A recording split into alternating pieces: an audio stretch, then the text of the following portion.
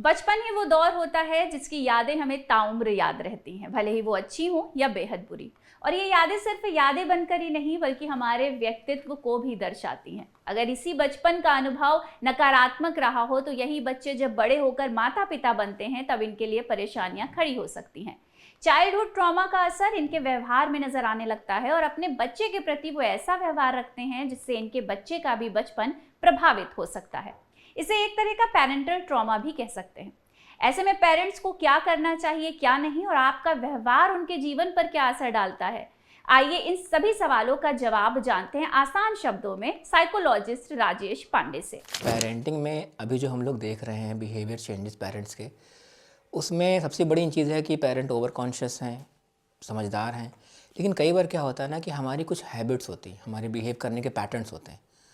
जैसे कि मैंने देखा है घरों में लोग कभी ज़्यादा एग्रेसिव हो जाते हैं, तेज़ बात करते हैं, छोटी छोटी बातों पे डिफरेंसेस हो जाते हैं। अगर हस्बैंड वाइफ के बीच में इश्यूज़ हैं तो वो उसको सॉल्व नहीं कर पाते, वो धीरे धीरे एस्केलेट होता रहता है और फिर वो एक एटमॉस्फेयर ख़राब करता है।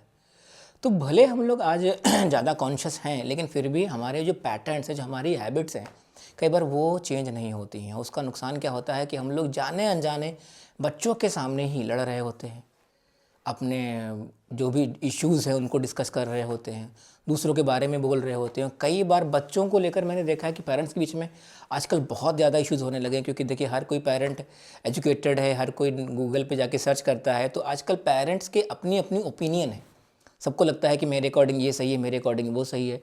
तो इस चीज़ों के कारण बहुत सारी ओपिनियन डिफरेंसेस क्रिएट होती हैं और हम उन चीज़ों को सॉल्व नहीं कर पाते।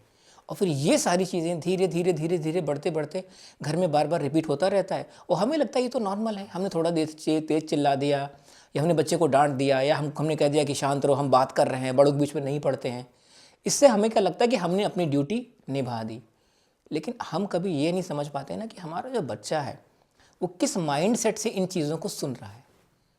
हमें लगता है वो छोटा है लेकिन वो समझदार हो रहा है, वो समझ रहा है, वो भी एनालाइज कर पा रहा है, क्योंकि उसको अनकंफर्ट फील हो रहा है। क्यों? क्योंकि वो अपनी बातें आपसे शेयर नहीं कर पा रहा है। आप तो अपनी बातें कह दे देते हैं, आपको लगा कि आपने प्रोफेशन निकाल दी, अपनी बातें कह ली, लेकिन उससे आपने कभी बात तो नहीं किया ना। उससे आपने कभी ये तो नहीं पूछा कि अच्छा क्या नहीं होना चाहिए, या मैंने तुमसे तेज़ बात किया, आगे से नहीं बात करूँगा, या मैंने तेज़ बोला तुमको क्या लगा, तुम्हें डर तो नहीं लगा, या तुम क्या चाहते हो कि हम क्या ना करें। हम कभी ऐसे सजेशन या ऐसे डिस्कशन करते ही नहीं हैं।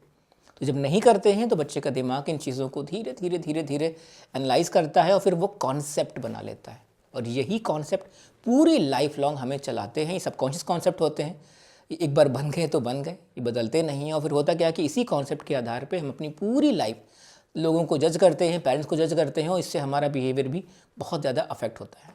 बच्चे की पर्सनालिटी, ये 5 साल से लेकर 16 साल का जो पीरियड है, इसी के बीच में बच्चे का साइकोलॉजिकल डेवलपमेंट होता है। बहुत सारी चीज़ें वो समझता है, सोसाइटी के बारे में समझता है, बिहेवियर के बारे में समझता है।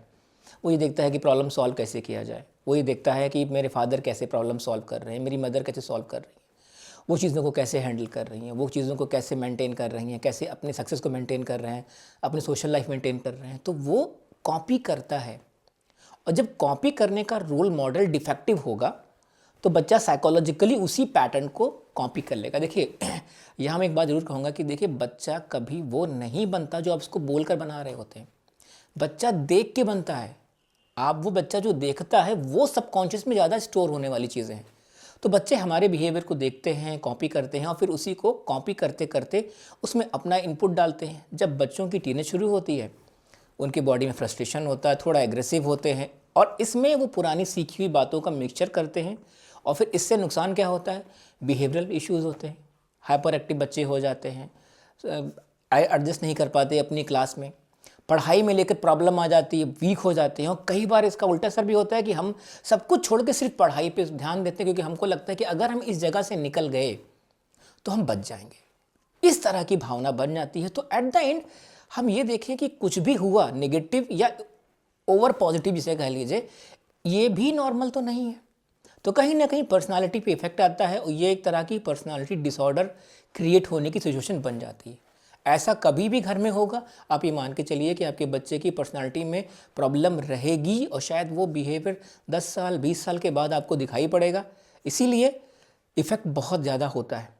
अब बात करते हैं कि सॉल्यूशंस क्या हैं, क्या करें। देखिए, सिर्फ थ्योरी समझने से नहीं होगा कि हमें झगड़े नहीं करने हैं, हमें बच्चों से चीज़ों को छुपा के करना है। हमें अपनी प्रॉब्लम को सॉल्यूशन निकालने के तरीके बदलने होंगे। अगर आपको लगता है कोई प्रॉब्लम है तो अपने पार्टनर से बात करिए। अगर आपको लगता है कि आपका पार्टनर नहीं सुन रहा है तो सुनाने समझाने के तरीके डेवलप करिए। अगर आप नहीं कर पा रहे हैं, किसी एक्सपर्ट से पूछिए, किसी बड़े से पूछिए जो आपको गाइड करे। तो देखिए, सबसे इंपॉर्टेंट चीज़ है ना, प्रॉब्लम को सॉल्व करने के तरीकों को बदलिए, क्योंकि जो भी आपका तरीका है उससे बेनिफिट नहीं हो रहा है, नंबर 1। नंबर 2, बच्चों को लेकर सेंसिटिविटी का मतलब ये नहीं है कि आपको ये लगे कि मुझे नॉलेज है। नॉलेज का कोई मतलब नहीं होता पेरेंटिंग में। इम्पॉर्टेंट यही है कि आप बच्चे से कनेक्ट तो करिए। क्या बच्चा आपसे बात कर रहा है? क्या वो बता रहा है कि उसकी क्लास में क्या हुआ? क्या उसको आपको पता है कि वो किस क्लास में पढ़ रहा है, किस सब्जेक्ट को पढ़ के आया है, उसके बैग में क्या प्रॉब्लम आ रही है, उसकी ड्रेस में क्या प्रॉब्लम आ रही है? हमें बस लगता है कि हमने बस 2 मिनट बात किया, हो गया। नहीं, देखिए, बच्चा एक साइकोलॉजिकल सिस्टम है, आपको उससे लगातार बात करनी होगी, क्योंकि वो जब आपसे बात करेगा ना तो आप खुद ही समझ पाएंगे कि वो क्या सीख रहा है। सिर्फ ये अंदाज़ा मत लगाइए कि उसने कोई वर्ड गलत बोल दिया तो उसने कहीं दोस्तों से सीख लिया होगा या स्कूल से सीख लिया होगा। नहीं, बहुत कुछ है। वो वर्ड सीखने से पहले जो साइकोलॉजिकल एटमॉस्फेयर बना वो तो घर से आया होगा ना, कि हमें वो चीज़ समझ में आई कि हाँ, ये अब्यूज़ वर्ड है या फिर ऐसा धक्का देना सही है बिकॉज मेरे फादर ने कभी धक्का दिया है, किसी को ज़ोर से बोला। तो कुल मिला के एक सबसे अच्छा सॉल्यूशन तो यही है, देखिए मेरी नज़र में, कि बात करिए, जितना हो सके बात करिए। बात करेंगे, कम्युनिकेट करेंगे, कॉन्फिडेंस बढ़ेगा और फिर उसके बाद आप सही से पेरेंटिंग कर पाएंगे। इसलिए बहुत ज़रूरी है कि अपने बच्चों का बचपन जितना हो सके उतना खूबसूरत बनाएं, उनको जितनी अच्छी यादें दे सकें उतनी दें। डिसिप्लिन के साथ ही साथ लाइफ को कैसे एंजॉय करना है ये भी सिखाएं और ये समझने की कोशिश करें कि आपके बच्चे का पास्ट, प्रेजेंट और फ्यूचर डिपेंड करता है आपके व्यवहार पर। तो फिलहाल के लिए इतना ही, जल्दी फिर मिलेंगे। नमस्कार।